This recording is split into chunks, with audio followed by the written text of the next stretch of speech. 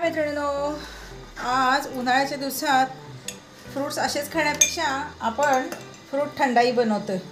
तर त्यासाठी आपण हे थोडंसं रोज सिरप आपण असं छानपैकी थोडंसंच टाकायचं, अगदी टाकायचं नाही आहे फारसं, थोडंसंच टाकून घ्यायचं आहे आपल्याला. असं फक्त जरासं असं मस्तपैकी जरासं ठेवून घ्यायचं आहे.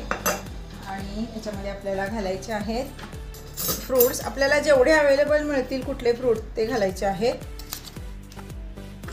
आणि द्राक्ष मिळाले तर द्राक्ष पण घालायचे आहेत फ्रूट थंडाईला. असे मस्तपैकी आपण ह्याच्यामध्ये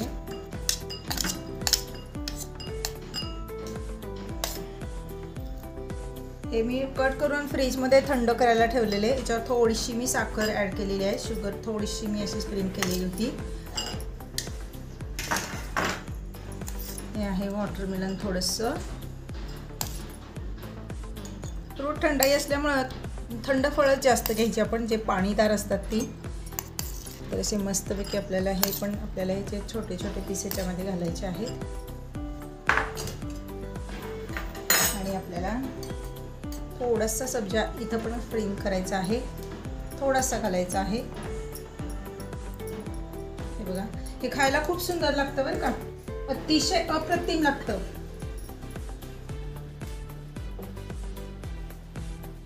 बघा, हे आहे आईस्क्रीम. आईस्क्रीम तुम्ही कोणत्याही फ्लेवरचं आईस्क्रीम घेऊ शकता.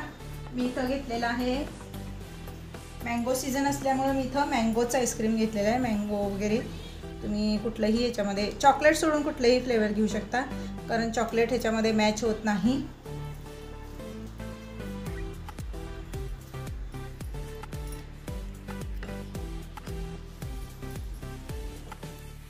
घालून घेतल्यानंतर परत आपल्याला थोडेसे फ्रूट्स घालायचे आहेत. स्ट्रॉबेरी वगैरे मिळाली तर अतिउत्तम, छान याच्यामध्ये स्ट्रॉबेरी पण मस्त लागती.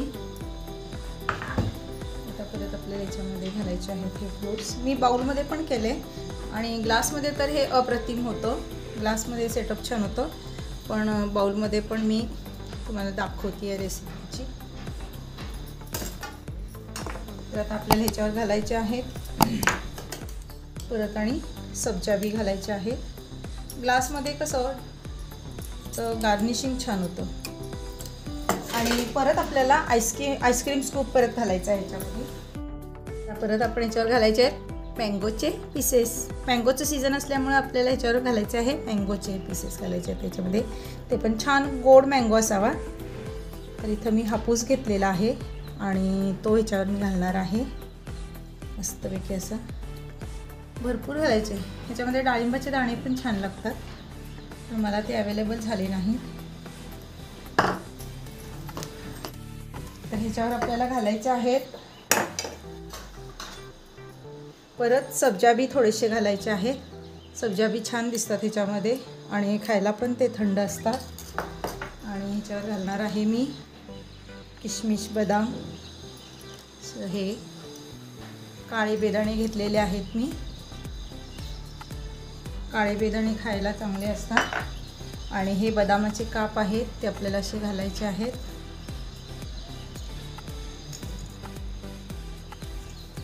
ते पण खूप छान लागतात त्याच्यामध्ये. आणि हे रोज पेटल्स आहेत, ते पण आपल्याला ह्याच्यामध्ये थोडेसे घालायचे आहेत.